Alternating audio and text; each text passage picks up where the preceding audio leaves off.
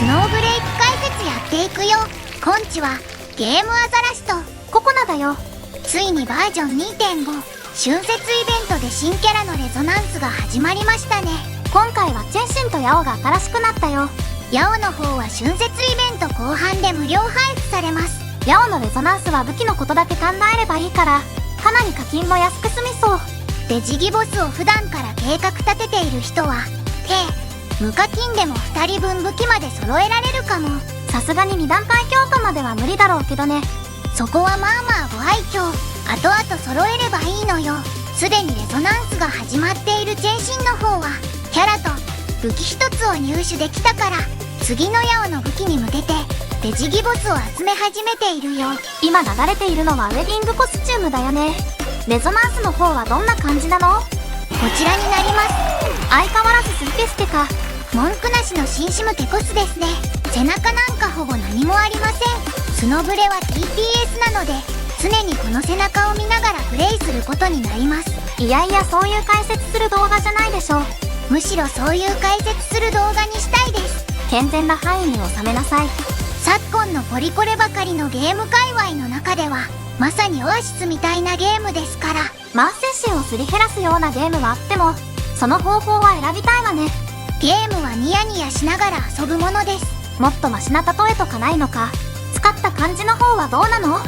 ボス戦、雑魚の集団戦ともに非常に優秀です。チャージショットか通常技で爆発矢を打ち込み爆発技で起爆します。通常技は自動追尾で命中しますので照準を横になぎ払うように動かすことでまとめて爆発矢をばらまいて一斉に起爆することができます。一体の敵に対しても複数の矢を打ち込むことで起爆した際のダメージが増大します。爆発技を使うときはすごく爽快感があっていいね。ラフな使い方から精密射撃まで対応でき特に持ち武器の火力が非常に高いので使用者を選ばない万能性能となっています。短所を上げるとするとどういった部分かな？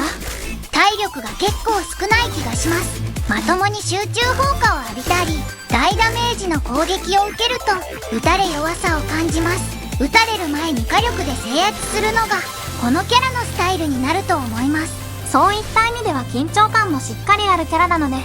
ダメージディーラーと位置づけされているので耐久性の面でバランスをとっている感じになっています。気になる人は後方支援を防御に割り振るのも一つの手ね。さて、大体大まかな評価を上げたと思うのでスキル解説に行ってみよう。ではまず中央の表示を見てみましょう。このゲージは現在攻撃している敵1体を対象に蓄積している爆発矢のスタック数になります。基本射撃のチャージショット、通常技の初段が命中するとスタック数が上昇していきます。このスタック数は最大50発となり爆発技の使用で起爆した際スタック数に応じてダメージが増大します。最大値が50なら毎回そこまで蓄積した方がいいのかな？いいえ、スキルクールタイムのペースからして10発から20発くらいが現実的と感じます。そもそも50発までスタック数を貯めるにはあまりにも時間がかかりすぎて現実的でありません。状況によってはせっかく貯めたスタック数がリセットになってしまう場合もありえますのである程度の時点で爆発技を使用しましょう。少なすぎてもダメージは出ないけど多すぎると効率が悪いのね。他のキャラクターの支援技を組み合わせた場合はどう？ファニー機構のマガジン供給が非常に相性が良いです。チェンシン、極限の場合基本射撃だけでなく通常技と爆発技にも全てバフが乗るため大きくダメージ上昇が見込めます。他にもアカシア、エンヤなどバフ、デバフ系のキャラも組み合わせるとさらに火力が上がるだろうことから非常に多くの組み合わせが考えられます。ゲーム内チャットでもファニーとの組み合わせを押す声が多く核持ち武器を貫突して専用後方支援の貫突までしているとぶっ壊れと言われるほどの大火力が出ているようです。私たちのチェンシンの後方支援はまだ厳選もレベル上げもしていないから今はそこまでの火力は出せないけど今後に持てる期待は大きいね。ところで支援技の方はどうかな？落ち葉というスキルで上空に雷の陣を展開し8秒間の間ランダムな位置に雷属性の攻撃をします。着弾地点に3秒間ダメージ判定が残ります。爆発技などと比べるとちょっと使いどころを選ぶかもしれない使用感と言えます。理由はまとまっているの？一言で言うなら当たるかどうかわからない。またそんなこと言って、ブブの時といい支援技にするようなこと言って、支援技に何か恨みでもあるのか？いや、ないから、そんなのないから。このスキルの場合、説明したように着弾地点がランダムということもあってホーミング機能がありません。着弾した場所に一定範囲のダメージ領域を作りますが、これが結構穴だらけでうまい具合に敵が判定を踏んでくれないといけません。ああ、確かに。さらに技名に落ち葉とあるように弾速があまり速い方ではなく、歩き回られたり一気に距離を詰めてくる敵にはスルーされることもしばしば。ダメージが低いのはあまり影響しませんが、上空の陣ができてから砲撃の発生着弾までの間に敵が移動してしまいます。さすがに敵が通過した後に攻撃が落ちたりしているとマジでこんな顔になります。こっちみんな。おそらく広いエリアよりも通路や室内などの狭いエリアで進化を発揮するスキルかと思います。次はアポカリクスについて見てみようか。アポカリクスは基本的には2凸くらいを目指した方が良いと思います。1段階目の効果は爆発技を使用する際に敵に矢が4本以上刺さっている場合、最終ダメージがプラス 30% になります。 30% ってかなり大きいんじゃない？かなり大きいと思います。刺さっている矢の本数に応じた補正が入るので、スタック数を増やせば増やすほど加速度的にダメージが上昇していくことになり、正直この時点でかなりエグいダメージ性能だと思います。それこそ最大スタック50発打ち込んでファニーのマガジン供給状態だったりするととんでもない数字が出るのが目に見えてます。確実に必須のアビリティね。2つ目のアポカリクスは通常技にかかる補正です。電撃属性の武器を装備した状態で通常技を使用すると一発ごとに防御力マイナス 1% となり、最大マイナス 20% までダウンします。シングルプレイをするならここまでの獲得で攻略には問題ない性能になるでしょう。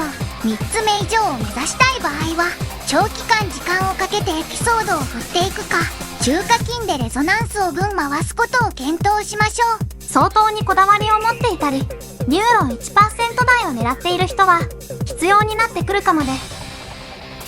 続いて水晶武器後方支援についてです。紫ランクから水晶武器は裏町の英雄、有効射程は 120m となり、120から 200m の範囲で威力減衰します。装備者の会心ダメージがプラス 24%、 通常技が命中した際に6秒間の間に装備者が会心ダメージを与えるとダメージプラス 18% を付与します。後方支援はアルゴチーム、2人時で射撃ダメージ 16%、 3人時で高熱、低温、電撃系の射撃ダメージにプラス 32%。 ブブ、天使にも使われていることもあって、ダメージディーラーキャラにとって定番の星4支援チームね。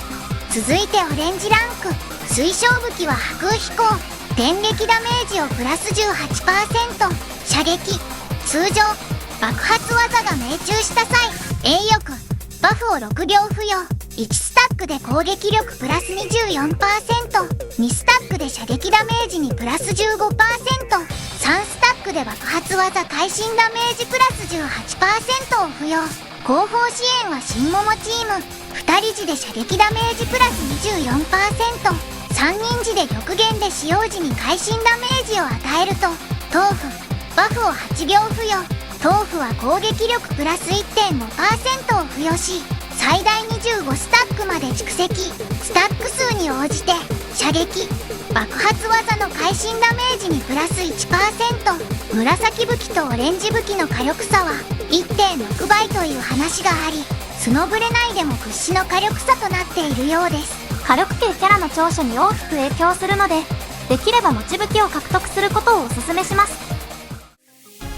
今回の解説は以上となります。追加されたコンテンツの中で一番気になるものって何？当然温泉でしょう。やっぱりスケベじゃん。あれが気にならない男児などおらぬ。またカメラをローアングルで撮ろうとするんでしょう。本格的なフリーカメラ機能はいつになったら実装されるのか気になって夜しか眠れん。眠れるのか。冗談抜きでフリーカメラは本当に欲しいんだよね。